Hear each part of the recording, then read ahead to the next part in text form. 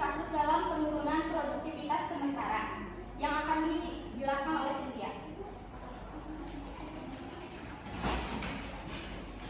Yang pertama ada penurunan produktivitas sementara, di mana selama proses restrukturisasi ini karyawan mengalami gangguan dalam pekerjaan sehari-hari yang dapat menurunkan produktivitas dalam bekerja di suatu sektor publik ataupun swasta. Nah, contohnya juga ada di ASN di pemerintah kota di Tanjung Pinang dipecat karena bermalas-malasan dalam bekerja dan tidak masuk kerja selama berminggu-minggu. Terima kasih, saya kembalikan kepada moderator. Baik, selanjutnya ada solusi penurunan produktivitas sementara yang akan dijelaskan oleh Cynthia. Baik, di sini saya ingin menjelaskan tentang solusi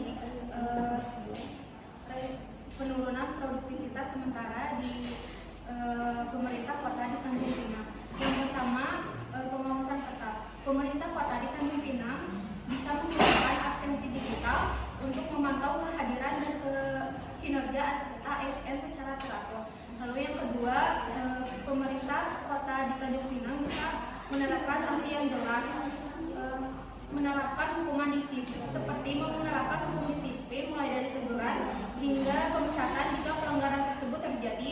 Lalu yang ketiga ada motivasi dan pelatihan. Pemerintah kota di Tanjung Pinang mengadakan pelatihan untuk membangun semangat dan meningkatkan ASN tentang pentingnya etika dalam kerja.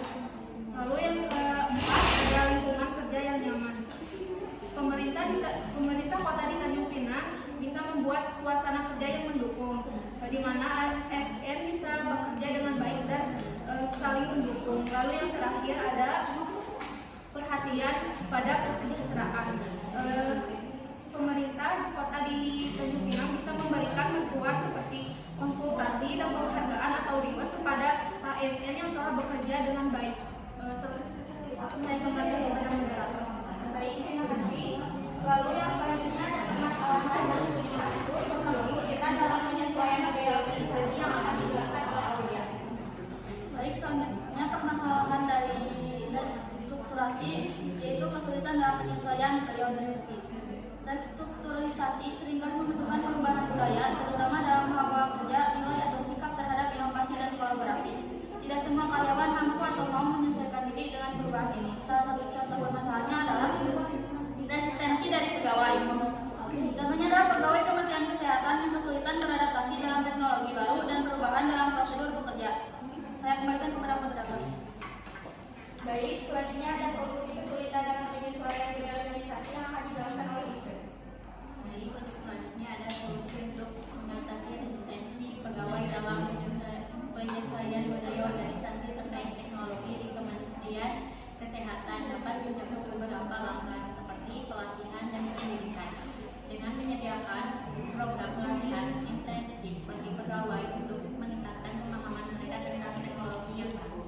Lalu yang kedua, komunikasi yang terbuka, di mana mengkomunikasikan alasan dan manfaat perubahan prosedur secara jelas kepada seluruh pegawai.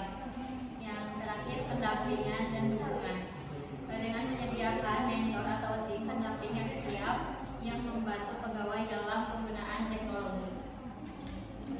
Baik, saya komunikasikan moderator. Baik, terima kasih kepada Isa. Nah, terakhir ada kesimpulan. Restrukturisasi di pemerintahan menghadapi tantangan penurunan produktivitas dan resistensi perubahan budaya.